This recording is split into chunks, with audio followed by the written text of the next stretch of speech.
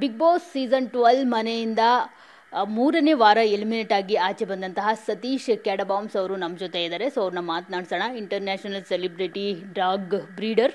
So ಇವತ್ತು ಅವ್ರನ್ನ ಅವರ ನಾಯಿಗಳ ಬಗ್ಗೆ ಕೂಡ ಕೇಳೋಣ ಏನು ಹೇಳ್ತಾರೆ ಅಂತ. Sir, first of all big boss ಮನೆಯಿಂದ ಆಚೆ ಬಂದಿದ್ದೀರಾ, ಹೇಗೆ ಅನ್ನಿಸ್ತಿದೆ? ಹೇಗಿತ್ತು ಎಕ್ಸ್ಪೀರಿಯನ್ಸ್ ಬಿಗ್ ಬಾಸ್ ಮನೆಯಲ್ಲಿ?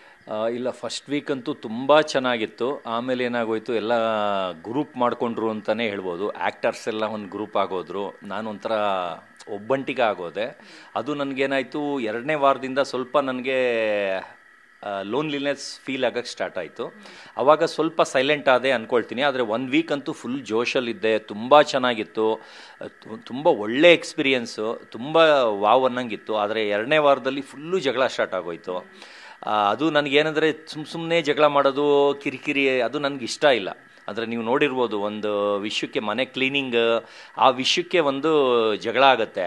ಅಲ್ಲಿ ಅವನು ಯಾರು ಹೇಳ್ತಾನೆ, ಅಭಿಷೇಕ್ ಅನ್ನೋನು, ಅವನೇ ಮಾಡ್ಬೋದಿತ್ತು. ಅದೊಂದು ಲೋಟ ಎತ್ತಿಕ್ಕದು, ಅದಕ್ಕೆ ಏನು ಮಾಡ್ತಾರೆ, ಯಾರು ಎತ್ತಿಲ್ಲ ಅಂತ ಬಡ್ಕೊಳ್ತಾನೆ. ಆ ಥರ ಮನೆಯಲ್ಲಿ ಬರೀ ಕಿರ್ಚೋದು. ನನಗೇನಂದರೆ, ಕೆಲಸ ಅಂದರೆ ನೀಟ್, ನಮ್ಮನೆ ಥರ ಫೀಲ್ ಮಾಡಬೇಕು, ನಮ್ಮನೆ ಹೆಂಗೆ ಇಟ್ಕೊಳ್ತೀವಿ ಆ ಥರ ಇಟ್ಕೋಬೇಕು. ಅಲ್ಲಿ ಯಾರಿಗೂ ಇಲ್ಲ, ಎಲ್ಲ ಕಂಡೋರ್ ಮನೆ. ಒಂದು ಹೋಟೆಲ್ ಲಾಡ್ಜಿಗೆ ಬಂದರೆ ಹೆಂಗೆ ಅಲ್ಲೇ ತಿಂದು ಅಲ್ಲೇ ಪೇಪರ್ ಎಸೆಯೋದು, ಅಲ್ಲೇ ಟಿ ವಿ ಇದಕ್ಕೆ ಇಡೋದು, ಆ ಥರ ತುಂಬ ಕೇರ್ಲೆಸ್ಸು.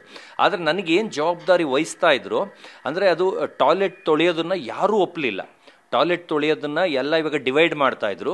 ನನಗೆ ಗೊತ್ತು ಅದನ್ನು ಯಾರೂ ಒಪ್ಪಲ್ಲ ಅಂತ. ನಾನು ಡೇ 1 ಟಾಯ್ಲೆಟ್ ತೊಳಿತೀನಿ ಅಂತ. ಯಾಕಂದ್ರೆ ನನಗೆ ಅವಮಾನ ಏನಿಲ್ಲ, ನಾನು ಮನಸ್ಸಿಂದ ಮಾಡ್ತೀನಿ. ನನಗೇನು ಅದರಿಂದ ಚೀಪ್ ಅಂದ್ಕೊಳ್ತಾರೆ, ಜನ ಚೀಪಾಗಿ ಮಾತಾಡ್ತಾರೆ, ಅವೆಲ್ಲ ಏನೂ ಇಲ್ಲ. ಅದನ್ನು ಎಷ್ಟು ನೀಟಾಗಿ ಒಂದು ವಾರ ಇಟ್ಕೊಂಡಿದ್ದೆ ಅಂದರೆ, ಒಂದು ವಾರ ಆದಮೇಲೆ ಬೇರೆಯವ್ರಿಗೆ ಇದು ಮಾಡಿದ್ರು, ಒಂದು ದಿವಸನೂ ಗಮ್ ಅನ್ನಲಿಲ್ಲ. ಅಂದರೆ ಅಷ್ಟು ನೀಟಾಗಿ ತೊಳಿತಾ ಇದ್ದೆ, ಅಷ್ಟು ನೀಟಾಗಿ ಇದು ಮಾಡಿ ಎಲ್ಲರಿಂದನೂ ಚಪ್ಪಾಳೆನೂ ತೊಗೊಂಡೆ. ಅದು ಹಾಕಿದಾರೋ ಇಲ್ವೋ ಇನ್ನೂ ನಾನು ನೋಡಿಲ್ಲ. ಎಲ್ಲರೂ ಇದು ಮಾಡಿದ್ರು. ಅದು ಜಗಳ ಆಗಿದ್ದ ದಿವಸ ಎಲ್ಲರೂ ನನಗೆ ಕಣ್ಣಲ್ಲೇ ನೀರು ಬಂದ್ಬಿಡ್ತು. ಇದು ಯಾಕೆ, ಅವ್ರವ್ರಿಗೆ ವಹಿಸಿದ್ದು ಅದನ್ನು ಮನಸ್ಸಿಂದ ಮಾಡಿ, ಅವಾಗ ಮನೆ ನೀಟಾಗಿರುತ್ತೆ. ಈಗ ನೀನು ಮಾಡು, ನಾನು ಮಾಡು ಅಂದರೆ ಆ ಟಾಯ್ಲೆಟ್ ಬಿಟ್ಟು ಮಿಕ್ಕಿದ್ದೆಲ್ಲ ತುಂಬ ಗಲೀಜಾಗಿತ್ತು. ಆಮೇಲೆ ಅಡುಗೆ ಮನೆಯೂ ಹೆಂಗೆ ಅಂದರೆ, ಸ್ಟವ್ ಜಿಡ್ಡಾಗಿ, ಇದೆಲ್ಲ ಕಾಟಾಚಾರಕ್ಕೆ ಸುಮ್ಮನೆ ಕಸ ಎತ್ಬಿಡೋದು ಅಷ್ಟೇ. ಆ ಆಯಿಲ್ ಒರೆಸೋದಾಗಲಿ ಅವೆಲ್ಲ ಏನು ಮಾಡ್ತಿರಲಿಲ್ಲ. ನೆಕ್ಸ್ಟ್ ನನಗೆ ಕಿಚನ್ಗೆ ಹಾಕಿದ್ರು. ಅವಾಗ್ಲೂ ನಾನು ಇದು ಬರುತ್ತಲ್ಲ, ಪಾತ್ರೆ ತೊಳೆಯೋದು, ವಿಮ್ದು ಲಿಕ್ವಿಡ್, ಅದೆಲ್ಲ ಹಾಕಿ ಇದು ಮಾಡಿದೆ.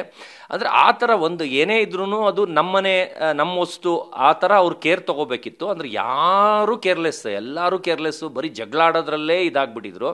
ನನಗೆ ಆ ಜಗಳನೇ ತಲೆ ಚಿಟ್ಟಿಡ್ದುಬಿಡ್ತು. ಯಾವ ಲೆಕ್ಕಕ್ಕೆ ಅಂದರೆ, ನನಗೆ ಕೆಮ್ಮು ಸ್ಟಾರ್ಟ್ ಆಗೋಗಿತ್ತು. ಅಲ್ಲಿ ಸ್ವಲ್ಪ ಸಿರಪ್ ತೊಗೊಂಡ್ಮೇಲೆ ಕಡಿಮೆ ಆಯಿತು. ಯಾವ ಲೆಕ್ಕಕ್ಕೆ ಅಂದರೆ, ನನಗೆ ಅವ್ರ ಜಗಳ ಕೇಳಿಸ್ಕೊಳ್ಳೋಕ್ಕೆ ನನಗೆ ಹುಚ್ಚು ಹಿಡಿಯೋದು. ಅದರಿಂದ ನಾನು ಜಾಸ್ತಿ ಮಾತಾಡ್ತಾ ಇರಲಿಲ್ಲ. ಅಂದರೆ ಅನ್ನೆಸೆಸರಿ ನಾನು ಇನ್ವಾಲ್ವ್ ಆಗೋದು ಯೂಸ್ ಇಲ್ಲ. ಅದಕ್ಕೇನಾದ್ರು ವ್ಯಾಲಿಡ್ ರೀಸನ್ ಇದ್ದರೆ ಮಾತ್ರ ಇನ್ವಾಲ್ವ್ ಆಗಬೇಕು. ಇದರಿಂದ ನಾನು ಸ್ವಲ್ಪ ಸೈಲೆಂಟಾಗಿರ್ತಾ ಇದ್ದೆ. ಅಂದರೆ ಇದು ಬರ್ತಾ ಡೇ 1 ಏನಾಗೋಯ್ತು, ಡೇ 1 ಡೇ 2 ನನ್ನ ಬಗ್ಗೆ ಕೆಟ್ಟದಾಗಿ ಮಾತಾಡೋಕ್ಕೆ ಸ್ಟಾರ್ಟ್ ಮಾಡಿಕೊಂಡ್ರು ಎಲ್ಲರೂ. ಒಂದು ನಾಯಿ ಸತೀಶ, ಆ ಥರ ಒಂಥರ ಕೇವಲ್ವ ಆ ಥರ. ಆಮೇಲೆ ಅವರೆಲ್ಲ ಒಂದು ಗ್ರೂಪ್ ಮಾಡಿಕೊಂಡು ನಾನು ಒಂಚೂರು ಆ ಕಡೆ ಹೋಗ್ತಿದ್ದಂಗೆ ನನ್ನ ಬಗ್ಗೆನೇ ಬ್ಯಾಡಾಗಿ ಮಾತಾಡ್ತಾಯಿದ್ರು. ಅದೆಲ್ಲ ನಂಗೆ ಗೊತ್ತಾಗ್ತಿತ್ತು. ನನಗೆ ಅದಕ್ಕೆ ಒಂಚೂರು ಮೂಡ್ ಆಫ್ ಆಯಿತು. ಅದರಲ್ಲಿ ಧನು, ಅಭಿಷೇಕ್ ಅಂತೂ ಡೇ 1 ಒಂದು ಹಾಸಿಗೆ ವಿಷಯಕ್ಕೆ, ಅಂದರೆ ಅಲ್ಲೇನು ಖರ್ಚಿಪ್ ಹಾಕ್ಕೊಂಡು ಅವೆಲ್ಲ ಏನೂ ಇಲ್ಲ, ನಾವು ಬಂದು ಆಲ್ರೆಡಿ ಇಟ್ಕೊಂಡು ಮಲ್ಕೊಂಡಿದ್ರೆ ಇದು ನನ್ನ ಜಾಗ ಹೇಳು ಅಂತ ಏಕವಚನದಲ್ಲಿ ಮಾತಾಡಿಸ್ದ.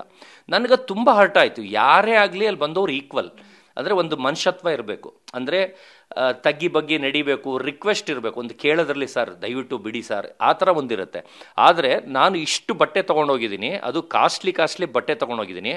ನನಗೆ ಒಂದು ಮಂಚದ ಕೆಳಗೆ ಇಟ್ಕೊಳ್ಳೋಕ್ಕೆ ಡ್ರಾಯರ್ ಇರುತ್ತೆ, ಅಲ್ಲಾಗಲಿ ಎಲ್ಲೂ ಜಾಗ ಕೊಡಲಿಲ್ಲ. ಎಲ್ಲರೂ ಅವ್ರವ್ರದೇ ನೋಡ್ಕೊಳ್ತಾ ಇದ್ರು.